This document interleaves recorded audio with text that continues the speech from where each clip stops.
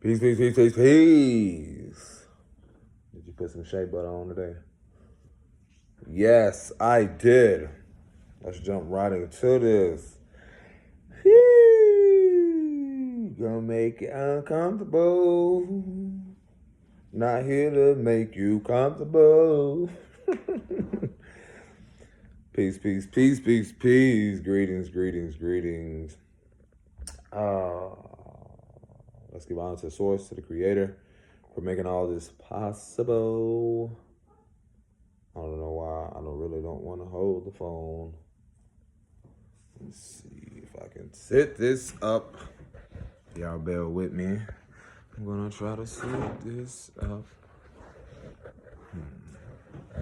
I got my notes today. I got my notes. Ooh, this actually may be perfect. But I gotta make sure the sound. Oh, I think I hit a gold mine with this. Why didn't I think of this earlier? Okay.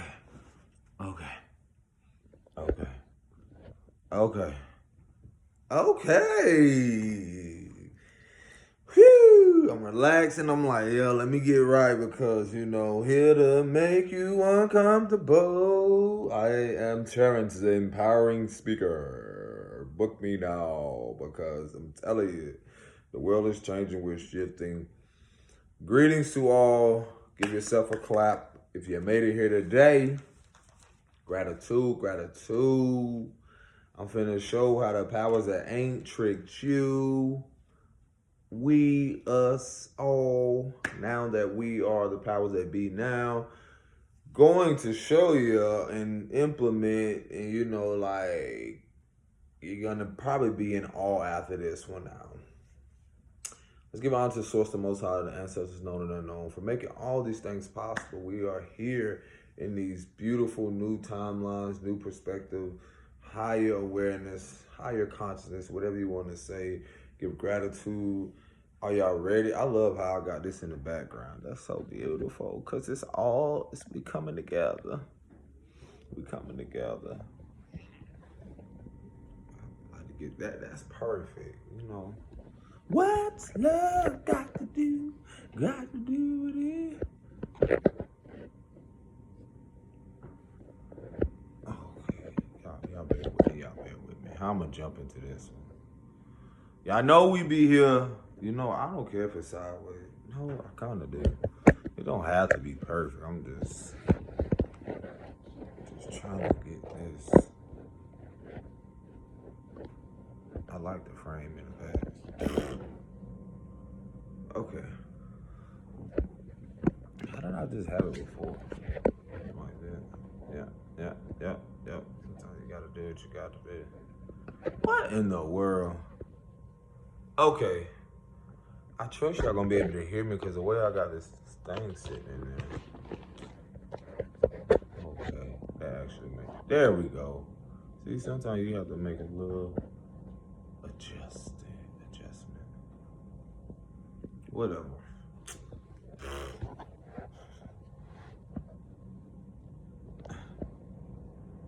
Yeah, I got stuff. I be having stuff sitting inside of things to try to make it whatever. Then I gotta get myself positioned.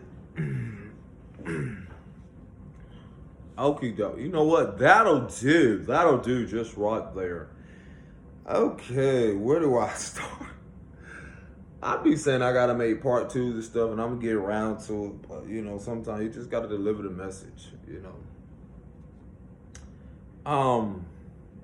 As I've said before, mental health is going to be a very prominent thing, right now. If you're not seeing it right now, it's going to be a very prominent thing that is happening, that is unfolding right before us.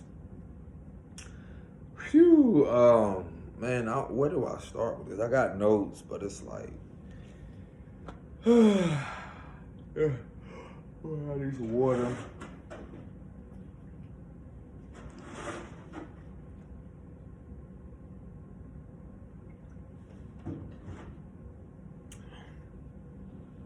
I probably want to jump into that one.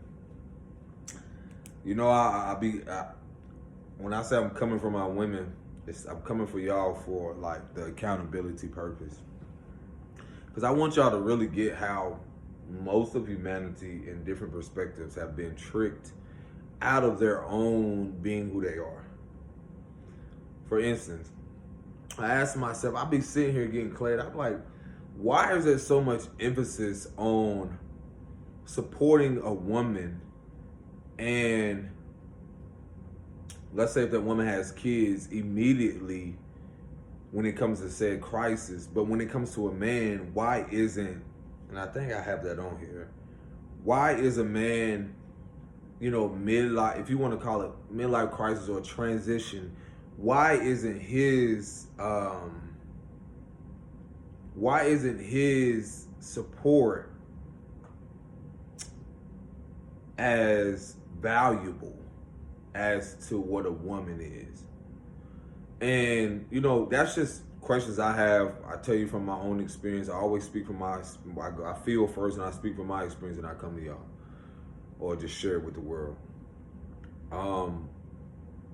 Sometimes I sit back and I was telling my partner, I was like, yo, why are there just corporations I'm gonna show y'all how a lot of y'all been tricked, or how you don't even realize like how a lot of shit was designed, and it's literally dismantling so that we can come together within ourselves first, see how separation is the biggest illusion, and see how your pain, my pain, and my experience is just an energy playing out through us all. But we really have believed that we're separate from each other, or we're so focused more so on the individual or on our individualism that we don't see the balance in the collective or within ourselves.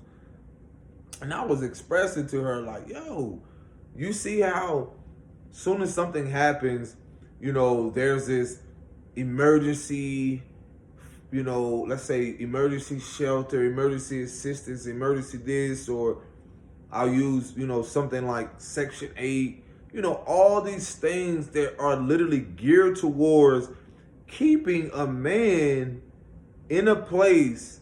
I'm gonna break this shit down so y'all can realize how much this has humiliated and literally humiliated us all, or really kept us away from not just our essence, our inner child, but literally the matriarchal, in a place of seeming stagnant, the woman. Before I get into that, but just keeping us in a place of like, the mother being removed from a lot of things. Because what we don't realize is that the man the woman is a vital piece to his mothering, or she reflects back that mother energy, that matriarchal energy that is needed and supported for us men to thrive, for us to feel a sense of belonging, especially men that have dealt with abandonment issues. I'm gonna get into that too. So, for one, I'm expressing, I'm like, there's these structures that have been in place literally to keep women on bending knee, to keep them on bending knee, to even look towards a false patriarchal system that doesn't uphold anything matriarchal, that is encouraging, that is powerful, that is loving, that is embracing, that is nurturing. It literally has kept y'all in a position of being and feeling unwanted, undervalued, devalued, however you want to say it, or even in a place of discomfort, dis-ease. Because as soon as that man is out there, and this is all cultures and creeds, you're talking about a society that it like literally gives off this illusion of keeping a man to make it seem like, oh, when he's out there protecting and providing, so you should look to him, and even in religion, you should look to him, all this fatherly stuff, to look to him for your all be all. And this leaves y'all with a father wound that most of you have, or even neglected. What did I have on here? A sense of neglect, because that man mirrors back to you also a father energy that y'all not aware of. This is how you show up in your masculinity as women, when you address your needs and wants. Same thing with a man. When he addressed the things, whether unconsciously or subconsciously. So y'all don't even realize how we all have been bamboozled, manipulated, tricked into believing this is how society is supposed to be. I'm supposed to be, women, I'm supposed to be a stay-at-home mom. That's a dream. And this is the most unhappiest of women. No matter how much they portray it, I'm supposed to be a stay-at-home mom, take care of the kids. But what about your fucking emotions? Y'all tired. You're tired. Then let's say something happens to that man. He's hurt on a job. Something happens. Then you're forced to go outside of your comfort zone to be in another position where you're uncomfortable because you were just complacent. You were just in a position where, oh my gosh, all of this is the life. And it isn't, because you're in a position where, again, you've been taught to believe that just marriage is everything, to be just a happy wife, but forget about your inner child or your inner essence. What about your dreams and aspirations? Or what about your goals? I'm speaking to all women of different demographics. So again, going back to the fact of like, we've been in a society where you're telling a man, go out, do this, and do that. Telling him to consciously forget about his subconscious fears, his childhood experiences, his dreams and so forth, because outside of that family, he needs to develop something for himself, as to do you. So what are we creating here?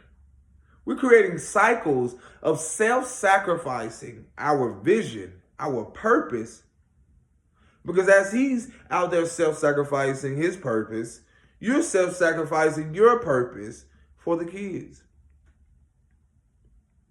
Then now, guess what? Everyone's left feeling a burden, because now he's out there. What did I put? I put this on here. Now it's like facing the man, because once he was put in a position where he's not really there to protect and provide in a more emotional, mental capacity, then he's faced with the whole real world. Then he's in a position, if he has dealt with emotional abandonment, possibly a lot of men, because if you're in relationships where you don't have a partner who's emotionally supportive, who's emotionally secure and stable, then golly gee, guess what, brothers? You're coming home most likely to a woman, and this is not an attack on women, because sometimes they unconsciously know this, because you don't realize this until a lot of people are in marriages or in partnerships or whatever, and you're coming to this awareness like this, how can she give me something she never given herself? How can she possibly give me something that her father never gave her? If you are in something where you realize that now you're trying to shape and mold someone into something, because we unconsciously do this. We're trying to shape and mold each other into something that we haven't even been for ourselves. Then guess what? A cycle continues. We try to shape and mold our kids into something that we have never even seen or witnessed. Golly gee, look at the mental awareness and illness around humanity. But I'm the crazy one for addressing it. I'm the crazy one for trying to break a cycle and acknowledge things that I realize, like, I'm not going to put myself in a position where I realize I need to tend to my well-being first, because I know that job and that position don't give a fuck about me. So I'm going to go through the integrity of trying to create a life around. How could I create a life around that some people may not ever understand and comprehend? I deserve to get, compensated for my speaking, for my creativity, for my creative energy. I deserve, as an artist, in every way I express who it is I am, to be compensated for it. And I will, and I shall. Whatever my desired number is. But only that material thing is only, again, an enhancement to gear me towards what it is that I, deserve or desire. To live, to enjoy life. Isn't that what money or currency is for? But the importance of all of this is, again, coming home to myself. A lot of us are there, coming home. What does home look like for us?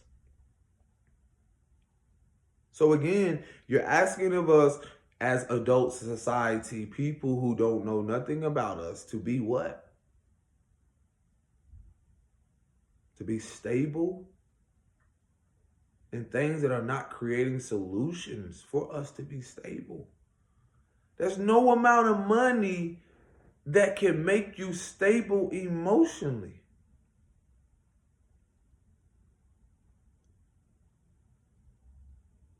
Young men, young women, there's no amount of money, material things, until you come home to yourself. So let's get back to, again, you're literally telling men, like I have to bring a witness, you're telling me, as a man that comes into your life, that, hey, you want me to have all these things, you want me to do this. Well, guess what? Where's the grace? Maybe I didn't come from a home. And I'm not asking you to take this on. Maybe I didn't come from a home that literally taught me what financial literacy is. I grew up in a different demographic. I'm learning. I'm unlearning self-sabotaging behaviors. I'm giving myself grace. I'm holding space for the emotional abandonment that I experienced very young, that I'm acknowledging now in my early 30s, mid 30s. It's not your fault. I apologize to myself first and to you for bleeding on to you, because I had no idea that childhood traumas or anxiety or certain things existed, because I was given a narrative that I'm just supposed to be a basketball player. I'm just supposed to be everything my mother and father told me to be. I'm supposed to be everything society told me to be. And then boom, reality sets in. Reality is setting in for a lot of us now at 30 and 40s and 50s and 60s and so forth, because we took on a narrative. We took on a belief system of someone else. And then now we're coming to the self-realization like, hey, Bob. Hey, sure. Hey, Shaniqua. Hey, I'm just saying names like, hey, Ronald. Hey, Sarah. Hey, why aren't names coming to me? Because I want to think of people I know, but I don't want them to make it as about them. I'm just saying out names. You get what I'm getting. Hey, Kiki. Hey, Ray, funny. Reality sets in. And guess what? Reality sets in for a lot of us, boom, 30, 40, mid-20s. It can set in different ways. And now we're like, fuck, what am I doing? What have I been doing in careers and stuff? What am I doing? Reality sets in. Then the emotions comes up. Man, what have these motherfuckers taught me? What did my mother show me? They left me with these burdens. They left me with these childhood wounds. Now I'm forced to face them. Oh, man, I've been bamboozled. Who do I believe? Who do I trust? Why should I trust them? After all of this, you've hid yourself from me, mama. You hid yourself from me, daddy. You left me with these abandonment wounds. It's all, and it's tough because now it's like we want to project it onto them, because now it's that inner child in the adult us now. It's like we're needing someone to blame, and that's society. We're needing someone to blame rather than a society that has never taught us, a mother and father, corporations that has never taught or instilled in us accountability. What's that? Accountability. What is that? How do you spell that? Even if you put it in front of me, I could never accept accountability. And then look at our kids. Look at our generation. Look at us. Accountability. How dare you? You can write accountability like this. Serve it on a platter with seasoning and everything so good, and it can be the best thing you ever taste in your world, in your life. And you serve it to your mother or somebody else, or your partner or someone else, and guess what? They'll slap it out of your hand, they'll turn away, or they'll walk away and be like, I don't want that. But it could be the best thing that ever happened to them in their life. Here you go, accountability. Starts with an A.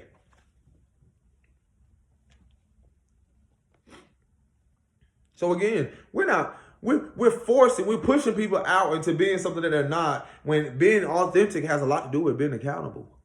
Accountable for your emotions, accountable for your life, accountable for where you are. The toughest thing I had to do is accept where I'm at. You know what?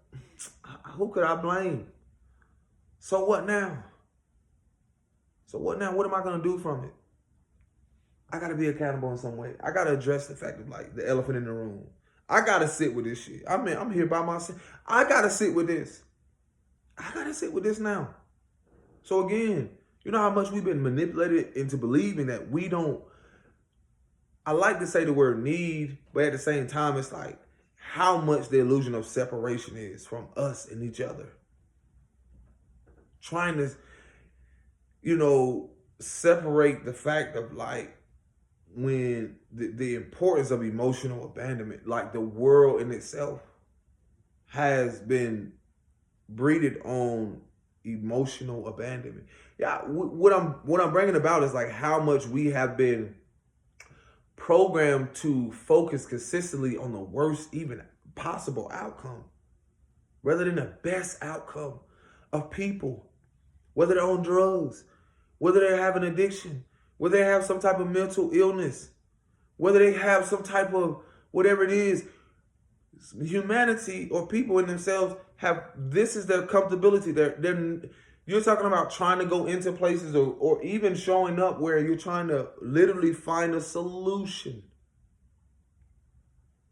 A solution. That's why I come here. Because I know how much some of us are not able to, at this moment, afford a therapist. So I come in the best way I know how, trying to be my own therapist or show up in some way where say some things that the therapist may not even say to try to make things relatable. Sis, brother, young man, young women. Your mother probably never told you about emotional abandonment. You're talking about generations of dealing with anxiety, emotional abandonment.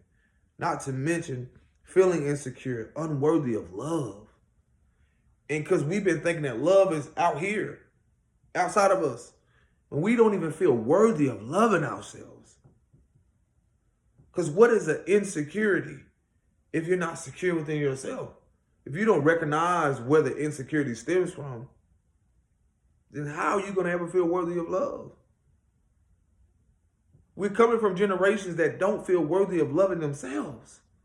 I say this all the time. Not to mention, we come from a culture that's aiming to please, people pleasing. Well, let me get all this gear. Let me get all this designer. Let me get all this money so I can show everybody that I can please them. That's not fucking love. That's not authentic.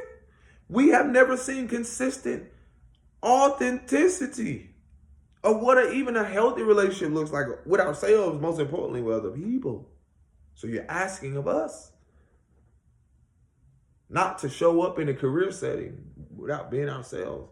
You asked me to speak and you booked me, guess what? I'm going to come in the most comfortable shit, whatever I feel like I want to wear. You're not going to tell me what I don't need to wear.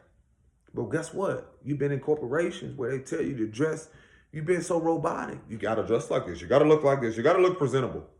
You got to be like this. You got to do this. You got to da. All this authoritative shit. This false perception of empowerment or power, of love, of authenticity. And behind the scenes is just a need and cling for power over people, over humanity. To keep them in a cycle of self-sabotage, not self-sufficiency, self-sabotaging. Did you hear what I said?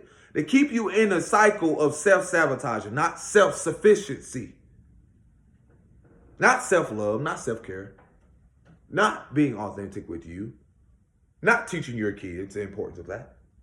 Because your ass didn't come from it. So you're going to keep thinking that, oh, let my kids be raised by somebody else that's not authentic, that don't know nothing about them. Yeah. I always tell you mothers, once you pull your power back and call your power back, you will see what you have been enabling. Because you don't want accountability. This was the matriarchal that's rising, so the patriarchal ourselves can rise in power. You want us to stand up for you, right? Protect you, right? But you don't want us to hold you accountable. Huh? Because that's what authenticity is. Why are you holding us accountable? Instead of wanting us to be everything for you. Because you've been tricked, you've been programmed to believe like Holding us accountable is forcing us into a workplace or environment where, oh, well, you think that's accountability. That's fucking dysfunctional. To think that a man should come and just give up everything he's doing and be there for you, that's disgusting. That's selfish. Because you don't want to see your father wound. Because you don't even realize you operating through your father womb because you want this man to show up everything as your father wasn't. It's the same thing with men. I used to do it all the time. So I broke the cycle and changed the pattern. To change the trajectory, to change the narrative, to realize I was the main character and stop trying to make women the main character. Because I was bi-curiously living my mother womb through women. Unconsciously trying to shape her and mold her into something, manipulate her unconsciously because of a culture who wanted to pride themselves on manipulating our women, our little girls, and believing like you're only valuable. For what? Sex? I'm not here to do that. I had to go through it to change the narrative, to remind you. Where's your sense of empowerment? Women. Who are holding you accountable?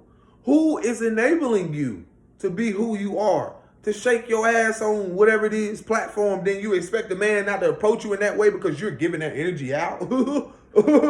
And you mad because that's what you're leading with? Where's the dunce hat? Where's the clown outfit? Because you ain't got nobody holding y'all accountable. You can be angry all you want to. Guess what? Learn how to navigate the emotions. I did. I had to learn. Because I was fooling myself. But I ain't here to trick you. I ain't here to manipulate you. Again, why is it that y'all can be so encouraged? That's what, again, the dysfunctional part of the matriarchal was, the wounded masculine, the wounded femininity. Because you giving out wounded masculinity by your actions. But that internal wounded femininity is within yourself. Your waters is toxic. That's why you rather give your money to a man who is wounded, who will crash out, who reflects everything that looks like a father wound. I get it, sis. I ain't mad at you. I don't expect y'all to encourage shit that I'm doing. I don't expect y'all to encourage or support it because it's new to you and you probably most likely are afraid of it and it's not familiar because you've been consistent with something that does not look like a crash out, as y'all say, or something that's dysfunctional, something that's not healthy or holistic. I get it. I'm not mad at you. But since we all came from a woman, got our name from a woman, and our game from a woman, I think it's time for what? To heal our women, be real to our women. If we don't, we have a race of babies that will hate the ladies that make the babies. So not only have you been tricked out of believing that you are the glue to all this shit, sis, I gotta break it down. Who else gonna do it? They've been preying on your wounds for how long? All of you, no matter what your culture and creed, they've been preying on your childhood wounds, which is your essence, which is your femininity. So, I'm not supposed to come here and do what I'm called to do? Okay, nah, that ain't me. It ain't gonna do it. And you wonder why men are hypersensitive to criticism. That's another thing. We're dealing with fear of abandonment. That's all it is, sis. When the father or when men are removed, you unconsciously develop, or subconsciously, if you already don't have fear of abandonment or abandonment issues from your father or mother who emotionally abandoned you, then you get into a partnership, relationship, or marriage and realize, guess what? Wow, I'm asking this one person to be all of this for me emotionally, this reciprocity.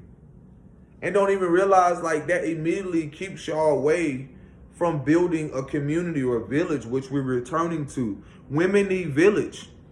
Y'all need emotional support. And most likely, if you didn't have emotional and secure, emotionally stable environments or with your mother, I'm talking about a holistic way, a nurturing way, a healthy way, which a lot of us in certain demographics didn't get. Come on, sis. Come on over here. Sit over here. You can cry on my shoulder after you hear this. You can cry. You can get angry with yourself and your mother, but you don't have to beat yourself up over it. A lot of you in certain demographics, I don't care what career you're in, I don't care how much money you've gained, you have an emotional abandonment. And you've been abandoning yourself emotionally. In the partnerships, in relationships, you develop a trauma bond through your career. Yes, you. That's you. And it's okay, I give you grace. I'm holding space for you. I'm not here to judge you. In the words of, what is his name? Got his face in my head. I'll just say the quote. If I love you, I'm gonna make you conscious of the things you don't see. Conscious meaning like a masculine aspect, subconscious, feminine. Like make you aware of the things you don't see. Man, what is his name? I've said it before, but yes. Because we don't want to be held accountable. If you, let's say I'm gonna give a different perspective. If you as a woman have dealt with emotional abandonment from your mother, most likely your relationships probably will pan out to be very avoidant when it comes to women. You probably didn't have a lot of healthy relationships with your mother and your aunties and so forth. Just for you now to develop that emotional wound, which is, again, mommy issues. If you didn't have a lot of emotional support, most likely you unconsciously have been emotionally abandoning yourself. And most likely, I'm going to highlight this. Where's it at? Quick to attach yourself to unavailable partners. Quick to attach yourself to unavailable partners. Quick to attach yourself to unavailable partners. Whether that's with a woman, whether that's with a man. I'm not here to judge. That's your life. Because guess what? Some of us never saw consistency of healthy relationships with our mothers. Not just one-on-ones, but with a man.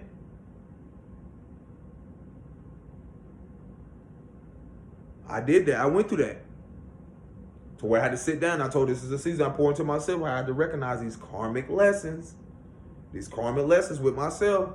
Am I willing to see the lessons? Why did I used to be so quick to move on? Because I was searching for a love. And not even just the word love. You're searching for some type of emotional security externally. And a lot of us don't realize we've done this. And this has been a childhood development for us. I bring this here so we can break these cycles. So you can feel the uncomfortability. So you can feel the anger and transmute it. So you can find another creative outlet. So you can realize that there's blockages that you are unaware of. That you inherit this emotional abandonment. That you inherit this, and I'm not trying to speak things over no one. It's just sometimes we're unconscious of the things that we have been dealing with. I just make it relatable. I can connect this to a sister, a mother, where I see it's almost like a trend. We're teaching kids a trend of go out there and search for everything externally. Emotionally abandon yourself. Keeping the cycle going. The powers that ain't disappeared. They gone. Dismantled. Dispersed. We healing shit over here. We facing shit over here. We ain't staying in it. We looking at the shit in the dookie and recognizing like either we gonna dispose of it, discard of it, or grow from it. Not staying in it. Yep, no, we're not doing that no more. Let me break this down again for you that probably have emotional abandonment issues or abandonment issues, period, with how it will look from a matriarchal perspective. And this is because I had to become more in tune with myself emotionally as a man. And it's not just a man. I just assert it with my communication, but I'm still able to see it play out through women. So for you that are unconscious of this pattern and don't realize you've been going through it, here it is. And let me break it down. For you that probably have went through this with mothers, that you didn't really get that nurturing or reciprocity, or even learn what it is to nurture yourself, to love on yourself, to hold space for yourself. Again, a lot of your relationships with women, what you see a lot of is that you will see a lot of this probably be highlighted in your sororities. Yeah, I'm going to call that out too. And I get it, you want to be a part of something and belonging, but I know the depths of a lot of stuff where you are humiliated through a lot of things. Yeah, you are.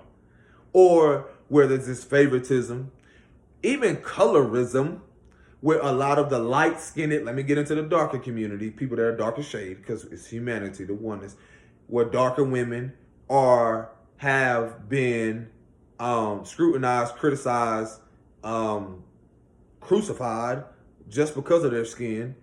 And then you have women that are lighter or lighter complexion who have and feel unconsciously that they have this superiority, and then the darker women feel this inferiority. If I'm saying that correctly, it don't matter. I got my tooth in the way. It's okay. Inferiority, or feeling inferior or just less, just because of the colorism that has been programmed so much in the darker community, in the melanated community. And I've seen this play out. I've seen this play out a lot.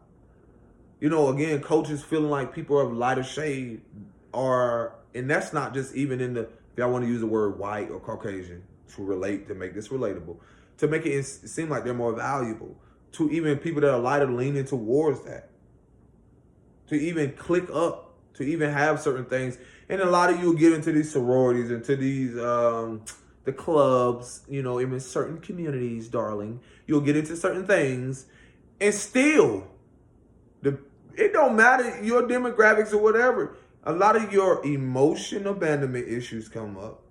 Why you can't really get along with sis? Because you never seen healthy community or sisterhood or a community, a village. So I get why some of y'all become a part of stuff, but y'all don't even realize unconsciously, because I believe in the oneness of things. And I know a lot of y'all probably bite tooth and nail because, you know, I get the supporting the black thing. I stay away from certain things. It doesn't mean I don't empower women that are darker. No, I stay away from certain societies or certain groups or certain things because I'm not here to keep people divided or separating their experiences. Because I believe, and a firm believer, when we're talking about healing and accountability, it's about bridging those certain pains or those certain experiences. It's not to say someone has to agree. You're not going to always agree. I'm not here to devalue the fact of what you have built or what has been built that isn't, and you haven't gained some type of, how could I say, substance or, you know, something from it. Gosh, I want to answer this, but I'm doing a video. Man, no, I don't want to answer this. Gosh. But anywho, I'm not saying it hasn't gave you some type of encouragement to be who you are or empower you in some type of way. I'm not saying that at all. It's more so, do you know the roots of, you know, the underlining of the emotional aspect of that? What is keeping you from being a part of a said other community or demographics, or keeping you merging or trying to build with other people outside of who you are? And I know that's very difficult because, again, for darker communities or certain HBCUs and certain things, a lot of people don't even know the root of it, even why, or, you know, not all of them, but what they were built upon. Again, you know, as much as there are corporations and business in place, there's still a hand in even structural racism in a lot of these places. So when it comes to that, you know,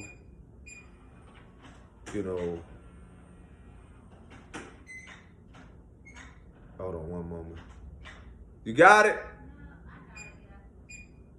It should be unlocked. Just put it at the door. I get it. When you call, it's okay. Okay, it's okay. I was like doing a video. I was like, should I answer this or not? It's okay. You good? Yeah. Go ahead. Take your time. All right. Love you. Be careful. So again, it's again, this can be triggering for people or whatever. It's what's supposed to be. Again, I'm just able to recognize why certain things were built and how they were built, and then the structure of it. I'm here to address things that are on a deeper cellular level, to be able to speak at a HBCU to empower women who are going through things more internally when it comes to their emotional well-being, when it comes to even a man approaching them or being in their presence that see them beyond their career status, how they look, or to the depths of seeing a little girl and an inner child within them. To be able to point out these things that, okay, yes, you could go towards being, if you want to call it a doctor or this career and all this other stuff, but really, why is it that you are a part of this group? Do you really know why? And if you do, to each their own, no judgment. My thing is the empowerment aspect. I still see women of all cultures and creeds, no matter, talking to women that are, of certain religions like Muslim beliefs, a certain form. I still see the darker woman. I still see the little girl within them. I still see the parts of them that their father don't see. I still see the parts of them that religious, their pastor, or whatever higher power don't see.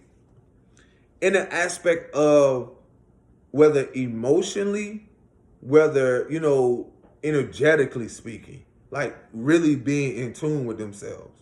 And I'm not saying that they're not happy or grateful for what they experience. I'm not here to try to change or convince people of nothing. It's about connecting the dots to why it is you cannot merge or even connect with women outside of your own sorority or group or, certain things. How can you connect with them emotionally? How can you bridge between what narrative you have been given that your ancestors come from this, and then these people, just because they're a lighter shade, you just take this narrative on in this program and like, that's what I believe all of them to be, without questioning yourself or even wanting to build with a woman that don't look like you. So again, I could go on and on about this. So what else? Because again, going into that insecurity, and also that going back into that worthiness of love, you loving yourself more on a deeper level, like, shouldn't keep you from being who you are first, and then that being emitted, or radiating through society. So that's why I always come to, try to get an understanding and comprehend, like, how much we have divided ourselves amongst ourselves. And, let me see, where was I going with this? Let me see. So again, just going back to whatever groups or whatever thing is a part of everything, I be wanting to know, like, what's really going on with people mentally, emotionally, their physical well-being. You're a part of things, but what's really going on with you outside of that group, outside of what you're a part of? What's really going on with you at home when you go back to your dorm? What's really going on with you? What are you really facing? Where's the anxiety around, like, if you wasn't a part of that group? How do you move on with life? Do you really feel a sense of belonging? What else? Do you really, what's life after that? Why did you even be a part of it? Because mom and dad was in that group, in that fraternity or sorority for how many years, and they want to keep it a legacy going. I get parts of that. I do get it.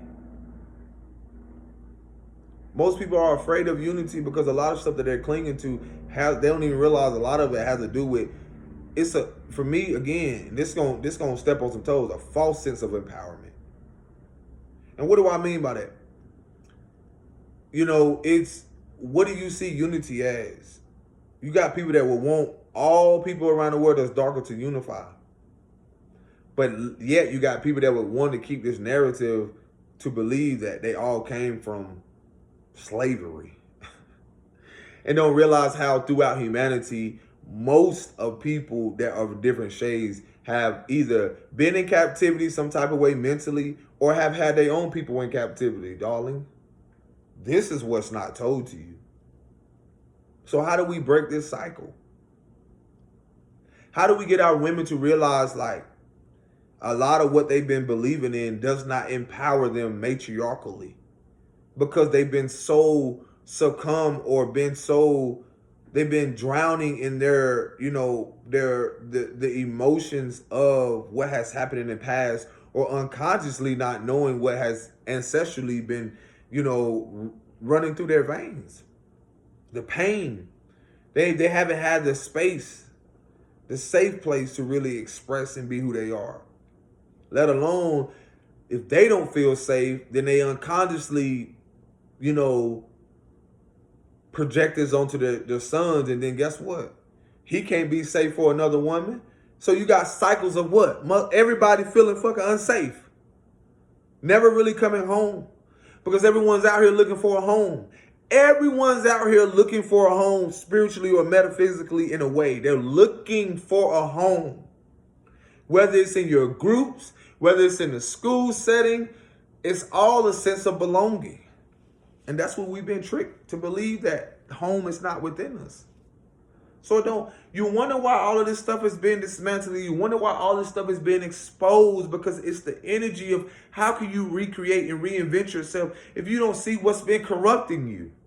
If you don't see the corruption in your leadership, in your partnership, in your communities, in your societies, whatever it is, how are you going to bring something anew if you do not see what's going on with you? How can you be reborn anew? Be ye renewed. Be ye, what is it? Be ye renewed. What is that? Be ye renewed of the mind.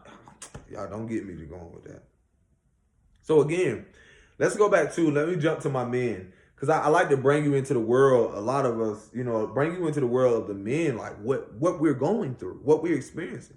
If we're dealing with, if we're dealing with emotional abandonment, and I'm not just talking about, every man didn't come from emotional abandonment home. So let's get that correct.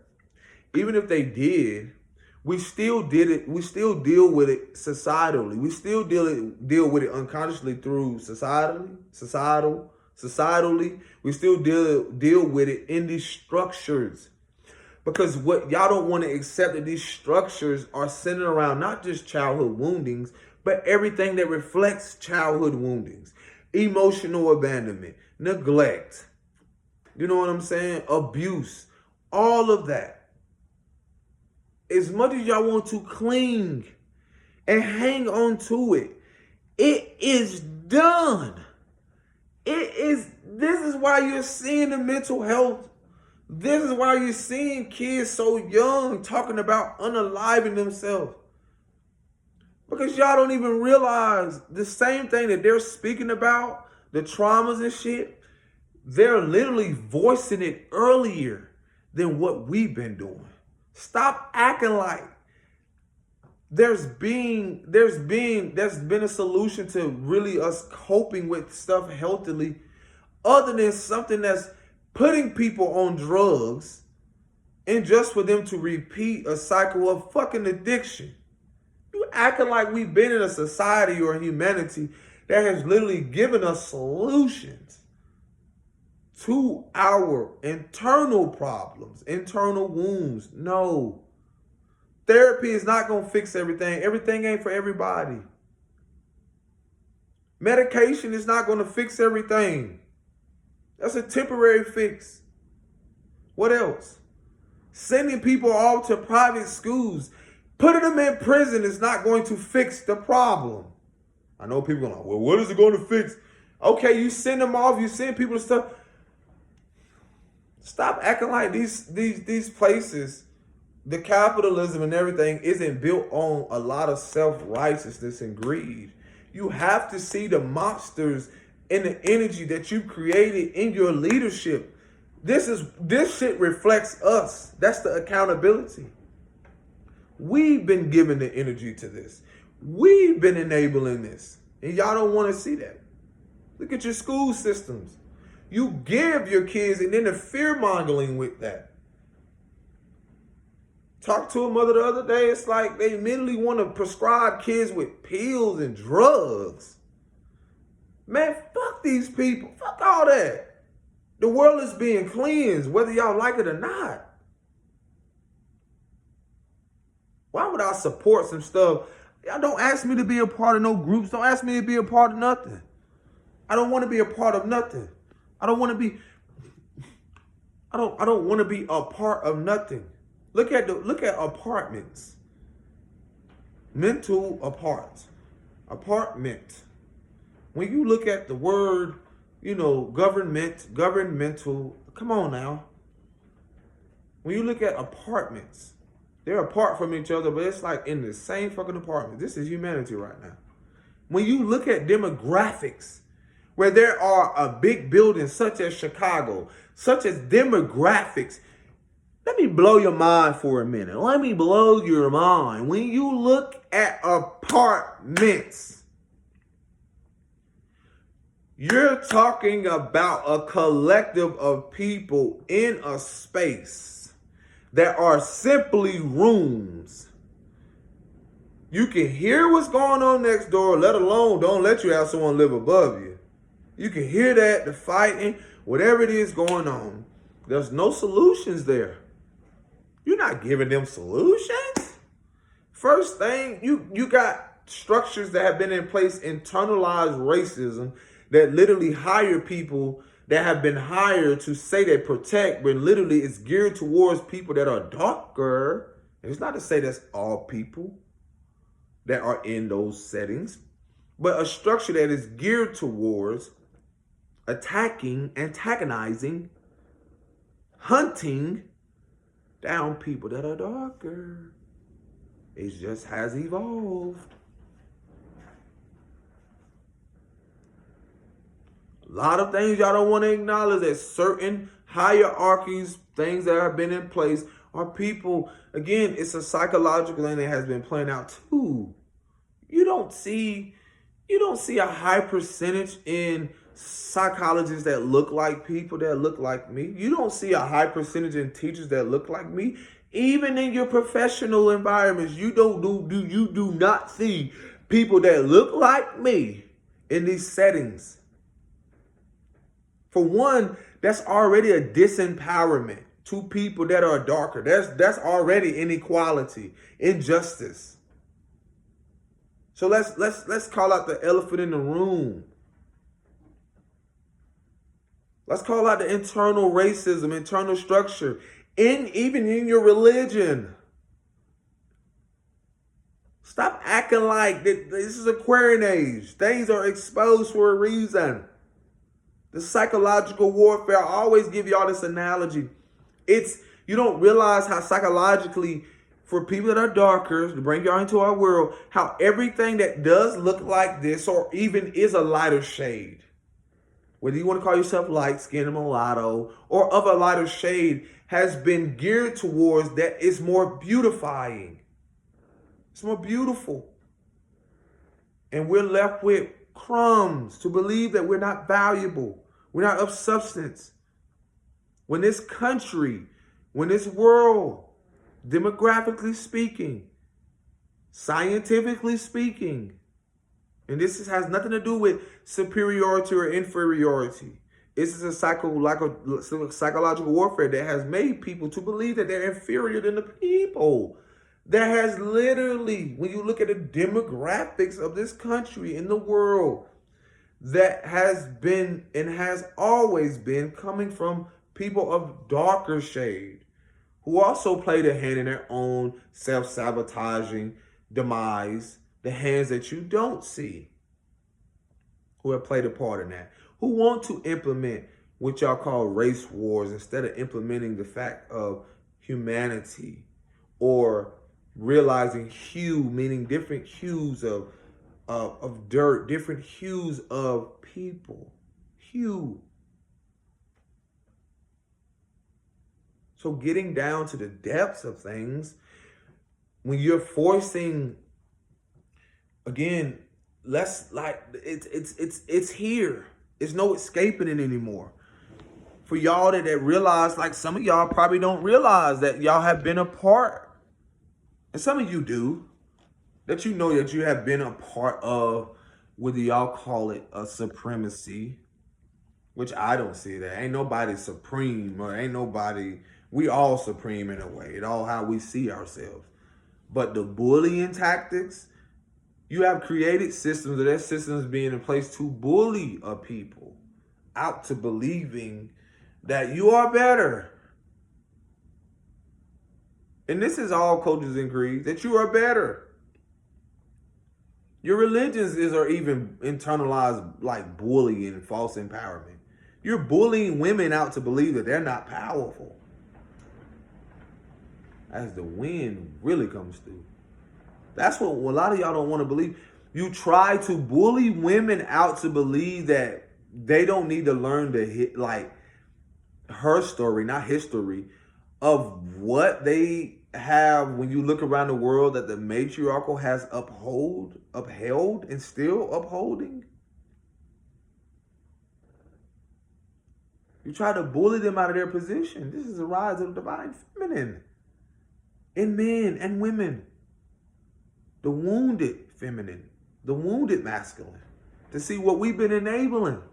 To have our women to, why would I sit here and keep enabling the fact of, I've seen a society of structures that are crumbling who literally wanted men to believe that they're superior because of religion, career, status, money, when all of that shit comes from femininity first.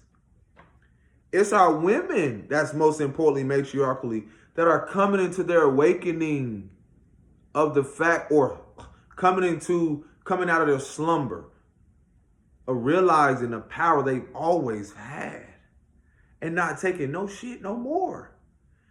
Realizing the fact of what they've been enabling, the wounded masculinity of the men and themselves. And when I mean wounded masculinity, I'm talking about operating in their actions of what they've been enabling. Because that only continues a cycle of men that are damaged goods, that don't know who they are because the mother is the first teacher. So she's enabling him to believe that if he is invaluable, if his emotions are invaluable, his internal world doesn't matter, then he's not going to give a fuck about the internal world of a little girl or women. And I'm not here to do that. And that's why a lot of you men, someone asked me, like, why didn't you get a part of these, these, and this is, I appreciate her, like sharing it with me. Why don't you be a part of these men groups or, these things? Because I know what's going on in them. I know what's going on in them. A lot of y'all don't, a lot of this corruption you're going to see, I know what's going on in them. A lot of them men ain't doing nothing but praying on them little boys. Praying on them too. They'll build them up, they'll motivate them, but they'll praying on them too. They be doing disgusting shit behind the scenes too. Getting close to them, but not really knowing they're not emotionally intelligent men. They come off like that. They're not emotionally intelligent. They're not really holding them accountable. They'll keep giving the same narrative.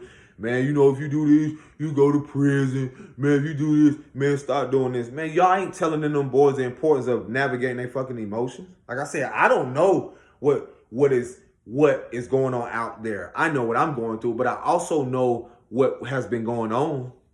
I also know men in the community who have this hierarchy,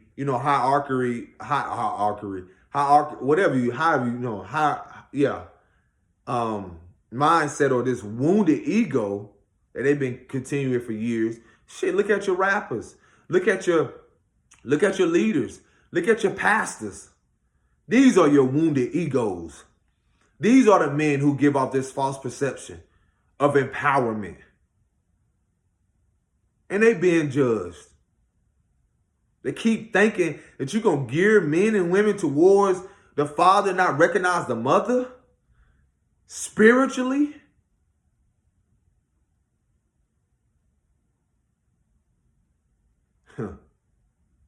Nah, I don't want to be near him. You know why? If I'm called to, guess what? I'll be mindful, discerning. because they don't have what I have. They don't have the mission and the purpose I have. And neither do you. You should be discerning. Teaching young men and women to be discerning. Teaching them the importance of navigating their emotions, honoring themselves. That's why I'm trying to share to y'all. This shit supposed to be triggering, supposed to activate you so you can come back home to yourself. To see why have you been discerning when it comes to men. You see why your sons need to be discerning when it comes to men and women. So they can know what it is they need to see in a partner who is also discerning, who also knows how to honor their emotions, who also knows how to love themselves, who also know how to hold space for themselves so they can hold space for your son when he grows up into adulthood, into be a man. Because you didn't have someone hold space for you. Huh? Let's talk about it.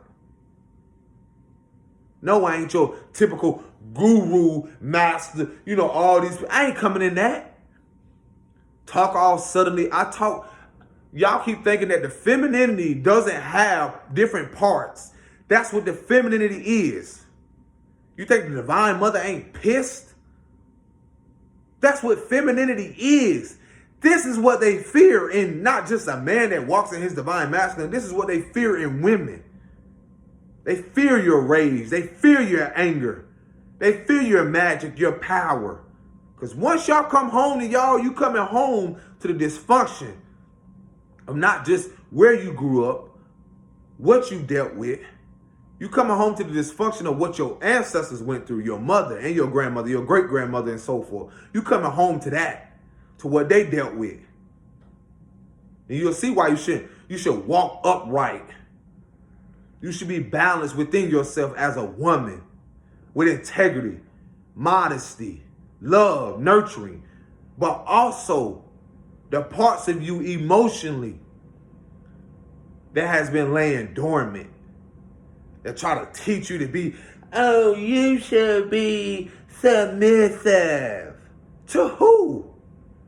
Sound like a y'all listen to people this is just me. Y'all listen to people who want to control, want to put animals in a fucking zoo. Y'all don't even realize at a point in time they were. What do you think a prison is? What do you think at a time before prisons was created, they kept people in that? That's the same zoos. Treated people like animals. And y'all think this shit is normal. Y'all think this is normal as humanity.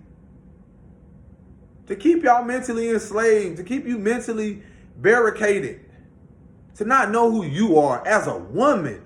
Who are you before your father, your mother, anybody told you who to be? These people they don't know leadership. They never led you back to yourself.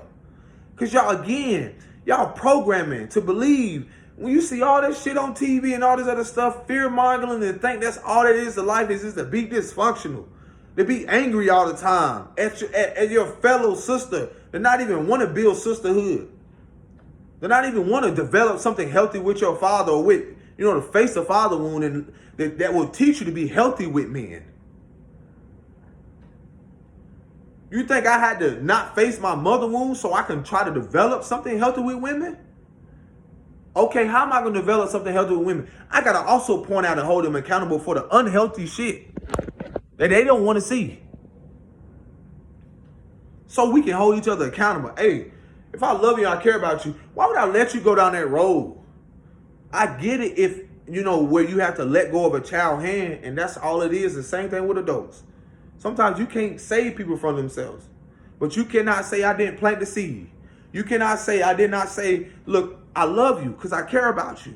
I don't want you to keep going down that road where you're giving up your body unwillingly. I don't want you to keep thinking that you can't face that trauma, that rape, that pain from that. I don't want you to believe that you can't find a solution from what you've experienced. So you don't keep having to cycling. So you don't keep even have to feel like you got to be vindictive, got to seek revenge on that person, on that baby father, whatever it is. On that baby's father, when you don't even recognize the father wound within yourself, so you want to be vindictive, you want to be revengeful. Because you can't see what's going on within you, so you want to project it, and you want to keep that child away because you have your own internal battle. Because that child still needs to realize, and I get for some of y'all don't went through some shit, but I'm just saying, in some way, somehow, that father is going to be of importance. No matter if you're co-parenting, co-creating, you co-created with that person. A lot of you didn't even realize that y'all connected purposefully from that karmic space, from unhealed, unresolved traumas, unresolved memories, unresolved emotions. Just for me to tell y'all here today, it's time, ladies. I love you. I appreciate you. It's time for you to face this shit. It's a moment now. Don't wait until your father is no longer in the physical form, or until your mother's no longer in the physical form, where you cannot send a message, write a letter, make a call. Whether they're unavailable or not, find another way. Whether you need to write it down so you can face that unresolved memory or trauma to that person who did something to you young, whether an uncle or someone, where you can find a solution holistically, so you can find a balance within your life, so you can stop continual living life as if it's everyone's fault. When you avoiding the accountability to show up for yourself. So you can be able, until you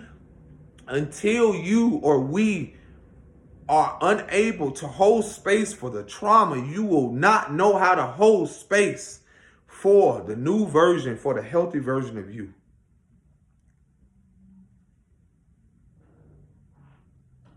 You've been doing this shit 20, 30, 40, 50 years. Your mama, you should see it by now.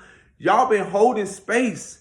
You literally been holding space for the dysfunctional, for the patterns of dysfunctionality for so long. Okay, when are you going to hold space for that little girl that is crying out within you, that little boy that's crying out within you? When are you going to hold space for the healthier version? When are you going to hold space for that unresolved emotion? When are you going to hold space for that unresolved trauma? When are you going to hold space for that unresolved memory? And stop running from you. And stop lying to yourself. When are you going to hold space for that person? That newer version, that higher version of yourself. Don't you deserve that? It's challenging, I know it. Because it's so easy to revert back to what we're familiar with, what we're comfortable with. This healing shit is not going to be peaches and creams, unicorns, cupcakes, and celebrations all the time. But it will be worth it. It's a milestone. Stop tricking yourself out of the position you know you're supposed to be in. Stop letting people outside of you trick you out of where you know you're worthy of being. And that's worthy of loving yourself. Stop allowing the past to trick you out of being worthy of that relationship with yourself first, so you can develop a relationship with that partner, that relationship with your kids. Until you know what it is to hold space to protect that little boy and girl within you and develop some type of healthy boundaries, how are you going to assume that you deserve that in the world? Because then when you do that and hold space, you're going to be able to recognize all these people running out here with everything they assume materialistically or whatever they have. You will realize that you will have more grace for yourself to realize how many people really out here that don't have their shit together. I'm honored to be able to hold space for myself, to get myself together. I told you that, home within myself, to go within there, declutter, visualize, decluttering all this dysfunctional shit, all this ancestral trauma, all this past life regression, all these things that, spiritually, those of you that are on that level, all these things ancestrally unresolved, it's literally like going in the house, throwing it all out, throwing it by the curb or dismantling it. And it's you that got to go in there and get that shit piece by piece. Ain't nobody else going to do it but you. So you want someone to come into your life, get you together. And that's on all different levels. Go be with yourself. It's okay to be, single with yourself. Be with yourself. You're not really ever single. People like to use that term, I'm single. I mean, I get it in that context, but it's okay to be together with you. Get you together so you know how to be with you. Be in a relationship with you. You're in a relationship with you when you actually are single. Not using that shit as the lure. Oh, I'm single. He ain't did. No, not as a tactic to shame and this is why I'm single. No, I'm saying using it as a sense of empowerment. I'm single by choice because I'm getting to learn me, because I'm learning to be more secure within myself so I don't bleed on other people. Our mothers and fathers bled on us long enough. This shit has been happening generationally. They never faced their wounds, so we've been bled on. A lot of us had to parent or, be guardians for ourselves early. Be responsible early. Taking care of mama and daddy early when we're just now knowing what it is to pour into ourselves. And we deserve that. Do not deprive yourself of pouring into yourself or loving yourself. Getting some rest. Going to bed a little early. Drinking a little bit of water. Going on that trip. Pouring into that person because you're pouring into yourself. Doing something together. Doing something with yourself. We are coming out of society that have been so embedded in trauma bonding, codependency. Everything that's opposite of an authentic relationship. We literally been trauma bonding with each other.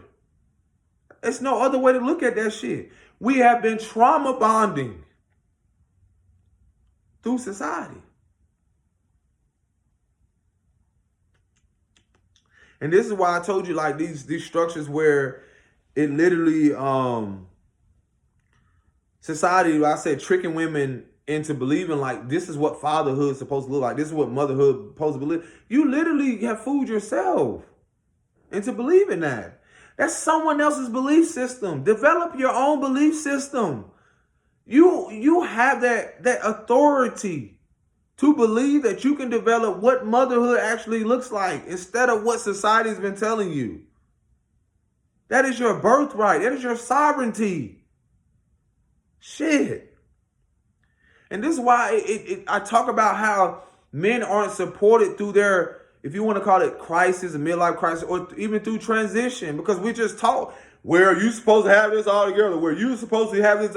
But y'all don't realize, let me break this down. It's not only, when you see, let's go back to the inner child. Let's go back to the matriarch. Let's go back to the mother. We're talking about the mother being the first teacher, to where she carries the mother energy internally. And if her waters are tainted, toxic, what I mean by waters, I mean her emotional waters, her emotional resonance. If it's not balanced and stable and it's not nurturing, guess what? She's consciously, if she's not aware of it, passing this through her kids, projecting it onto them, the angriness. I have memories coming up to where, I acted out in school. And when, they say acted out, I realized how much emotionally abandoned I was, to where I would literally do shit just to get the women teachers' attention. Because I would literally do stuff because I would come from a wounded home where there was abuse. And I would literally act out purposefully just to be touched in a way that was just to be embraced, just to be touched gracefully. Because, we know that certain teachers, they got emotions too, but they're not taught in that setting to be aggressive, even though they have it. And, that's a whole nother subject. We talk about our teachers are put in these environments, especially women, especially daycares, where you're going to see, again, the mental health awareness, the repressed emotion, the suppressed emotion that they deal with at home, with whatever their colleagues or partners or whatever it is they're dealing with. And they're coming into these settings and they're taught to repress their emotions, suppress it through their teachings. But again, leaning into that, I would literally come from environments where I was abused emotionally, abandoned emotionally, abused physically, and then literally crave the attention from my teachers. remember specifically. Literally do things, act out. I was literally throwing chairs in kindergarten, acting out, because I didn't even know how to navigate the emotion, the impulsivity, if that's a word. I didn't even know how to navigate this shit. Because all I saw in my childhood was women and men at each other, combative, angry, yada, yada, yada. So I thought that was normal into childhood to develop that. And again, my only muse at the time was art. I didn't know how to commit to the reading. I don't know if I said this before, but I was telling one of my friends, or my, I like to say allies. I was telling, one of my people that I talked to, my mother didn't sit down with me and read. I didn't have nobody read with me. I'm still learning words. I'm still learning how to read, articulate shit. I'm still learning at 35. I am not ashamed. I don't feel guilt. I did at a point in time because I was like, how am I going to progress in life? How am I going to succeed? How am I going to learn these things? And that's the thing about me telling y'all, the pioneering your own path when you did not have these healthy role models.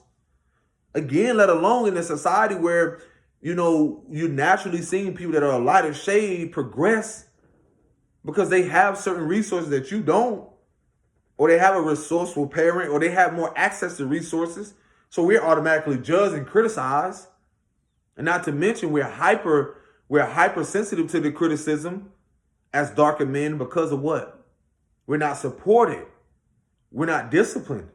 We've been around more women that are hypersensitive or emotionally unstable. So that's why we're hypersensitive to the criticism when we do get in certain careers or when we do try to make it out in life. And we're asked to just keep it in, most importantly as men, which just causes us to be more imbalanced or unstable emotionally, impulsive, angrier. So again, in my childhood, I would literally act out.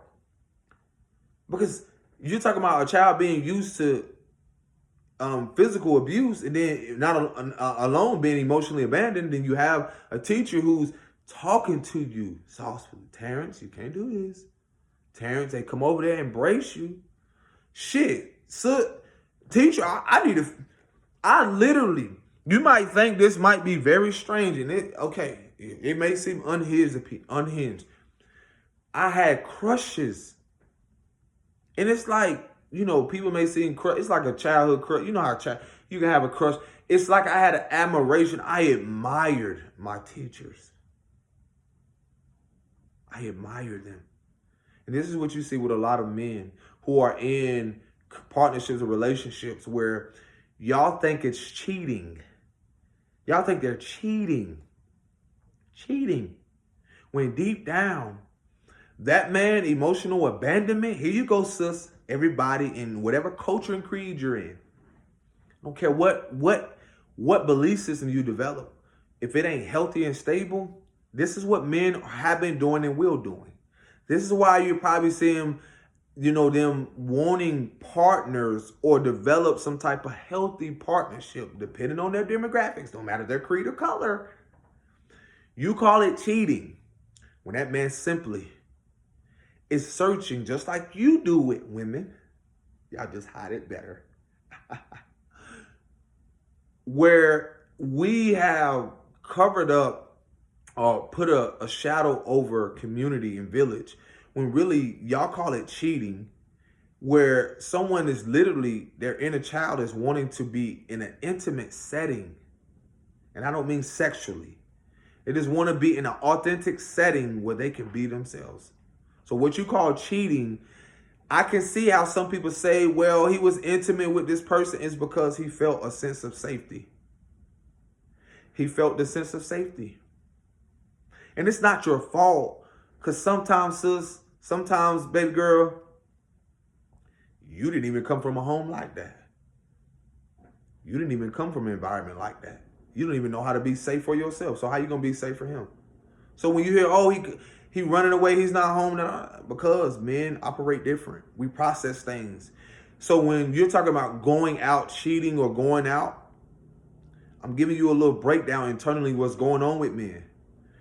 We master logic. It's not to say we're not emotional, but we're more assertive when it comes to action.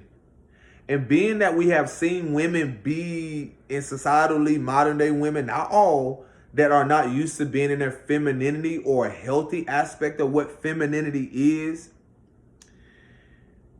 and not in a balanced and nurturing way for all. This is why you see the runaways from men. This is why you see men go and stay away. Because most of the time they go away with a woman that probably is typically going to be more seasoned or more mature or more grounded, or probably most of the time have done some type of healing work or came home to herself, or probably have been in a more balanced environment. Probably typically a woman that has had a father and mother in the home, or something more balanced, or she's probably most likely holding space for him mentally, emotionally, not just physically.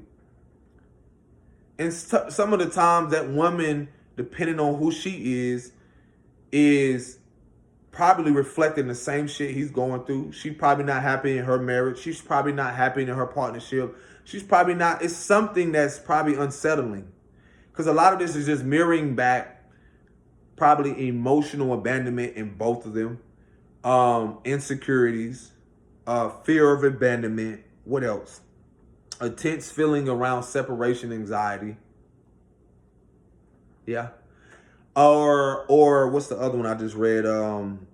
Moving on quickly, what we see so evident and so prominent in society. Moving on quickly, but what was it? Moving on quickly, quick movement, just to ensure that they don't get attached. Well, actually, moving on quickly because they don't want to feel, or they don't want to feel what they're going through. This has a lot to do with emotional abandonment. So I'm giving y'all some gems right now for yourself, and probably why you're probably going through a divorce, probably why you're going through some type of unhealthy pattern, probably why you're going through something karmically.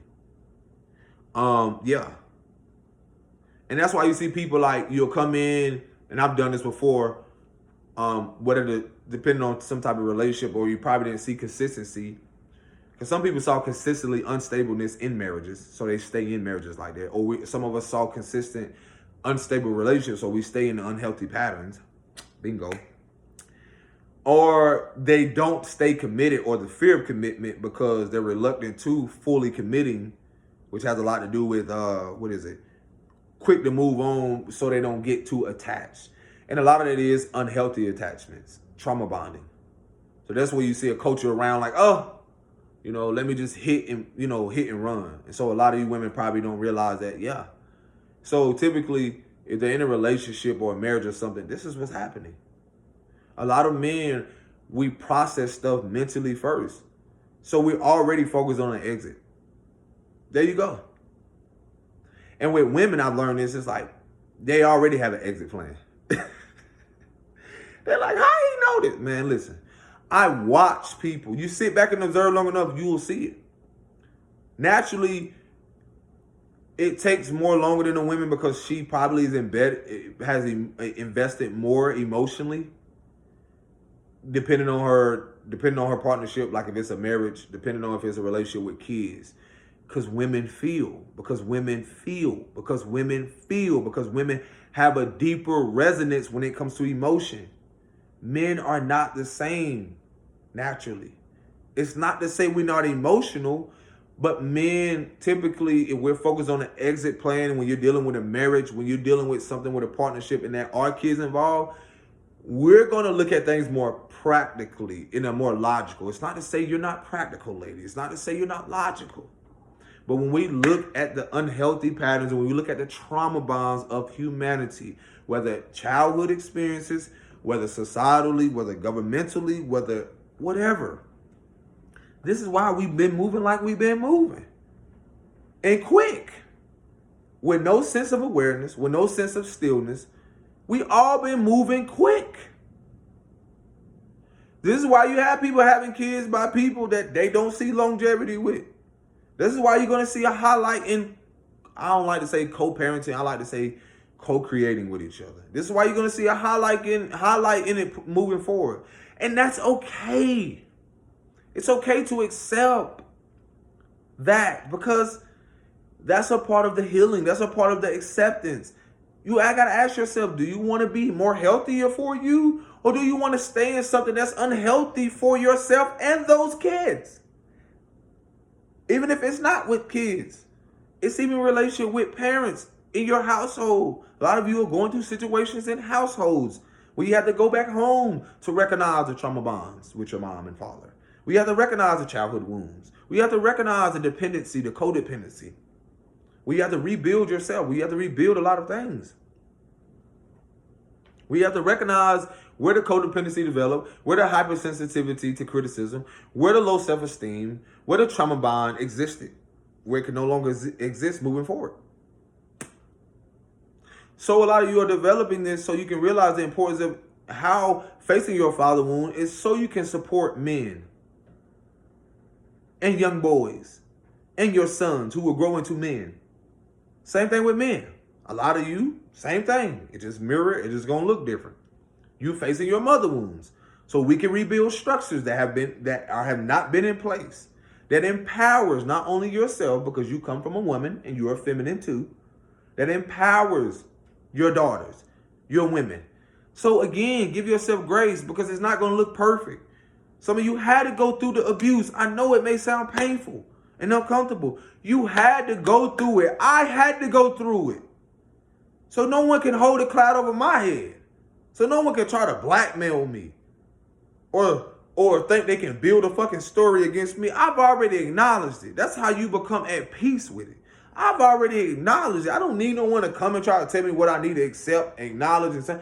I've already did that. I've already cleared that karma out. So I can live a more dharmic path, a more harmonious and peaceful. I'm choosing to develop a healthy relationship, harmonious relationship with myself. So I don't have to look for it. I need to do it for me first. For me first. So yeah. If you want to know why people are going out there and y'all call it cheating, they're not cheating. Well, what are they cheating? You can't outrun energy. You can't, that's just them creating more karma with another person in a way. If you want to break it down in that sense, that's just them creating more energetic friction, chaos, or whatever it is with someone else. If they don't unknowingly know what they're doing or unconsciously, or if they're even going out there emotionally doing things without no sense of awareness that this will affect their family at home. And some people don't know. Some people, that's all they know. And some people are pushed to that point. Like, can you blame? I tell people, how can you blame someone when you don't even recognize your own self-sabotage patterns? I had to learn this with people in relationships. I had to tell my partner at a time, like, shit, your truth is your truth. If I display some type of unhealthy patterns where I was unconscious of, and you were pushed to take yourself and the kids, and by all means necessary, I get it. I ain't mad at you. Because I can say, let me go get my shit together. Let me go get me together. Everyone doesn't have that awareness. Our parents, our caregivers didn't have that awareness. They didn't know what we were talking about now. They're still trying to make sense of the world. They're still trying to hold on to the old narrative of the world of things shifting. Some of them are going to leave the world in that dysfunction. Some of them are going to leave this world in that karmic energy. It's just what it is. But how many of us as women and men, we've come to this place, sit down and be like, you know what? I'm tired. Shit, I've got to this point. Sit across from your partner, your spouse, whatever. I can no longer go through with this. I know it may anger you. You may feel something. But the bigger picture from all this is that I got to show up for me. I got to love me. I realized my mother didn't hold space. I realized my father didn't hold space for me. I'm dealing with some internal battles that it may not make sense with you. I don't want to bleed on you no longer. I don't want to bleed on me. I don't want to bleed on our kids. And when I say bleed, for those of you that know, that means in a way of, a wound bleeding out and not being nurturing and tending to it. That's what I mean. It's not something like graphic in that way. I mean unconsciously not aware of what we're doing and how it's affecting and have a ripple effect on people. Again, I tell people, why is it so easily and so, a slap on the hand for women to get away with things and men not? That's bullshit. Because it's not okay. It's not okay. We deserve reciprocity in a healthy way too. We deserve. I had to learn how to get through the unhealthy patterns of women to recognize the mother wound within myself, to realize I'm deserving of women who are healthy in my life, who notice the importance of, who have probably faced a father wound or just naturally know how to be nurturing and healthy. That doesn't have to be in the setting of, oh, it got to be sexual. No, people, we have to realize we have been so far away from what communion or community and village is. We all, adults, need villages. We need community. We need to feel love and belonging too. We haven't had it in society. We have clean trauma bonding with societal norms, communities or groups unconsciously in an unhealthy way to just feel a sense of belonging. And people may find happiness or peace within that. That's them, to each their own. But I'm recognizing the structural aspect of seeing why it's been dismantled so we can recognize what we need to rebuild. Men need brotherhood just like women need sisterhood in a healthy way. When you look at the demographics and shit, you got very few people who knowingly are sent there or in position to prey on the woundings of men and women and their childhood traumas, and let alone their kids. They're corrupted and they keep the corruption going. Now it's being dismantled, being cleansed. Like, come on now. I tell my partner, don't deprive yourself as you're healing a father wound or you're facing certain things. You will see the importance of why men also need healthy relationships with women. And you are part of being a healthy woman, and or a sister for women that don't look like you, for men that don't look like you. A lot of y'all don't even realize that. How unhealthy you fucking have been, or in certain things where you don't realize unconsciously how your behavior, even not just in the home, but outside of it, affects everybody. And no one's holding you accountable for it. You don't want to be healthy? Why you ain't standing in the gap for her? What's keeping you from standing in the gap for someone that don't look like you? Because you used to holding on to a narrative to the pain. You used to clinging to the pain. You walk around with the pain in your fucking book bag in your purse. You walk around with the pain. You hold that pain closer than you hold a healthy relationship with yourself. You hold pain closer. You literally prescribe yourself with pain. You literally subscribe to pain every time you get up. I've seen women do it. I've seen men do it too. That's why the narrative is pushed. Oh, they're angry. No, we have a right to be angry. Yes, but you also have a birthright to be happy, beautiful, joyful, harmonious with yourself. And I know that's challenging because we haven't seen that consistency. That's going to be a challenge. It's going to be things to get through, to unravel, to remove. It's going to be painful sometimes. It's going to be uncomfortable. You're going to have to cry through that shit when you don't even know what's going on. A lot of y'all been repressing so much throughout the day. Then you go home. I keep trying to tell y'all literally as women mirror back mother energy because you carry mother energy. That's what a divine mother is, a divine father is. You carry you literally mirror back in partnerships your childhood experiences, and you probably unconsciously living it out. Telling your baby father, telling the father of your child he ain't ish. Like you know that man probably heard that as a child. How do you think that make him feel? Then you're not ready for that. You just literally projecting painful experiences onto each other, more shit that your mother and father did, or something that somebody hurt you. Then you just literally carrying into the next relationship because you don't know how to feel your own shit, because you don't know how to sit down with your stuff first, and you carrying it.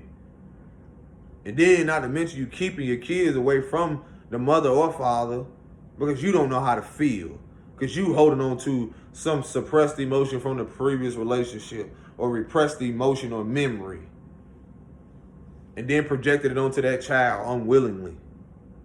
or purposefully. Some of y'all disgust me. I acknowledge my own shit, and I be sitting here telling I'm not happy at all. Every day I got to get up and realize, like, am I going to decide to be a healthier version for myself or become better for myself? That's my choice. And even through that, I have to see the uncomfortability of who I am. I don't know how to be a father. I'm learning every day. Shit, I had to be a father for myself, and even being a father for myself wasn't even healthy.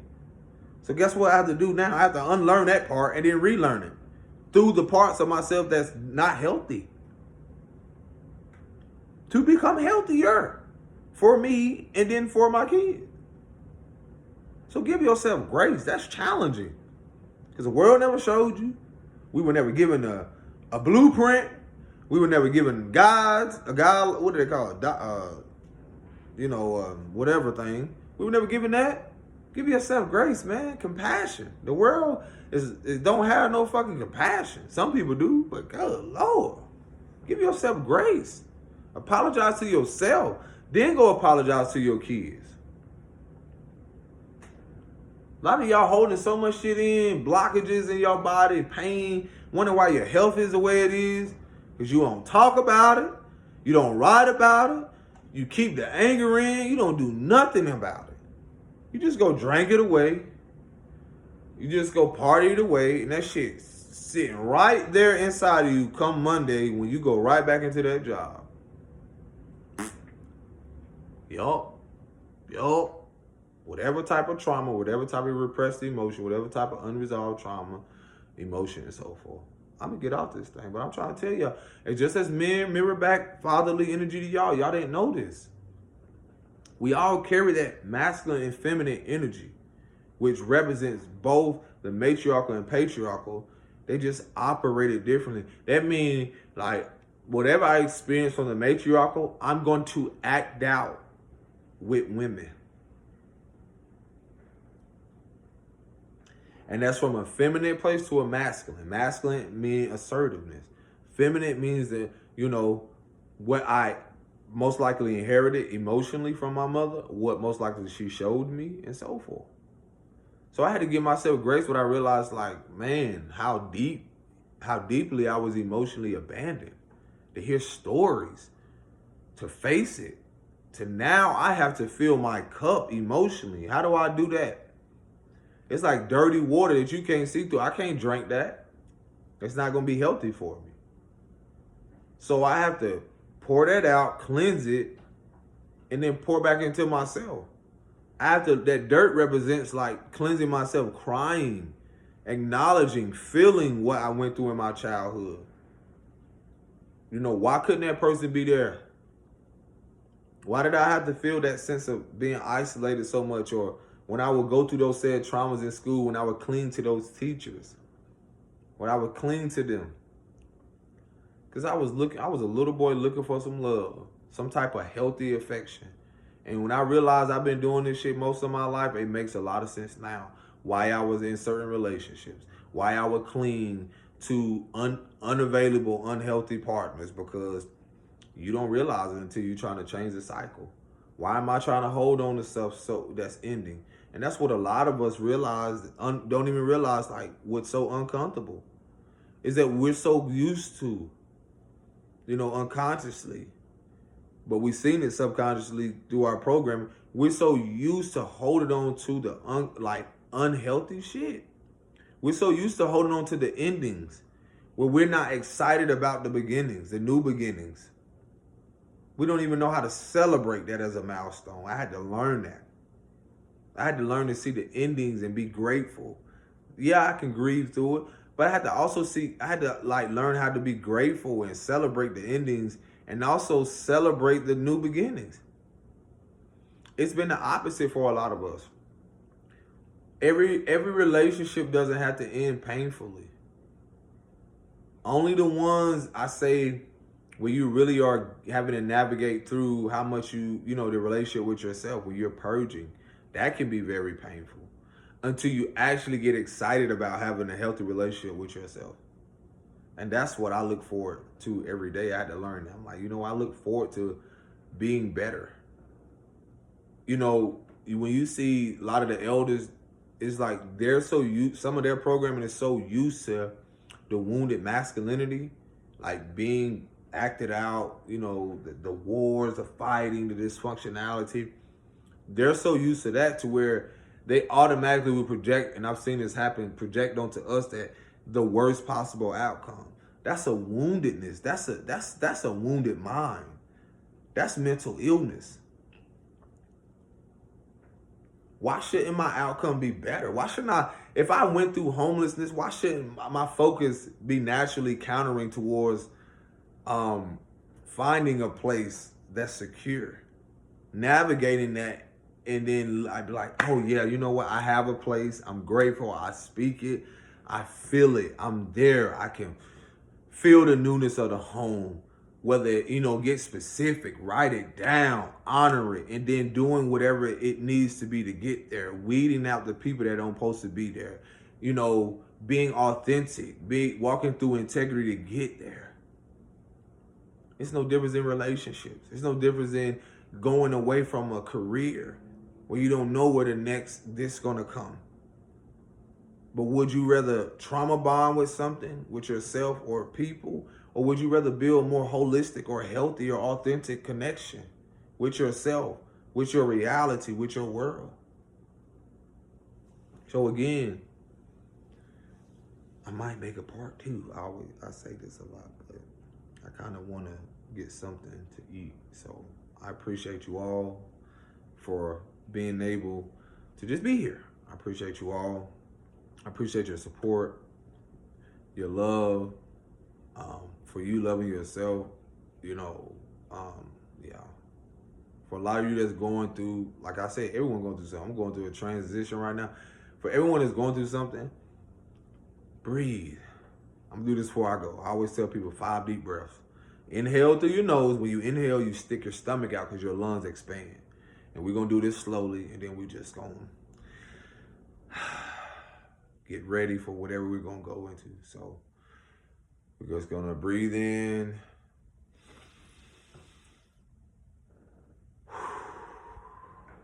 Let that shit go. So when you breathe in through your nose, you stick your stomach out, and breathe out through your mouth. Exhale, just suck in your stomach. So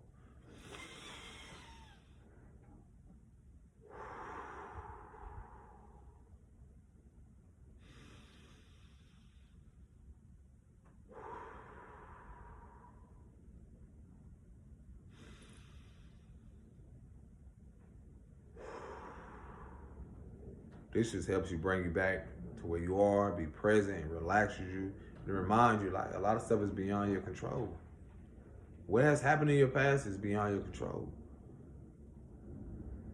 What's happening right now outside is beyond your control. I can't control the wind. I can't control nothing outside of that. It's all how we respond, and that's what we're moving into.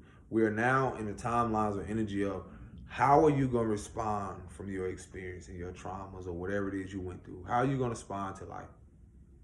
2 more breaths.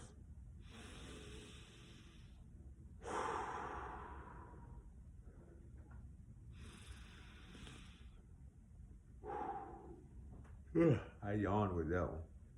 That's how relaxed. So y'all take care of yourself. Take care of the mother and father within you. Nurture yourself. Take care of the little boy within you, because that's what the little boy and girl is, the mother and father.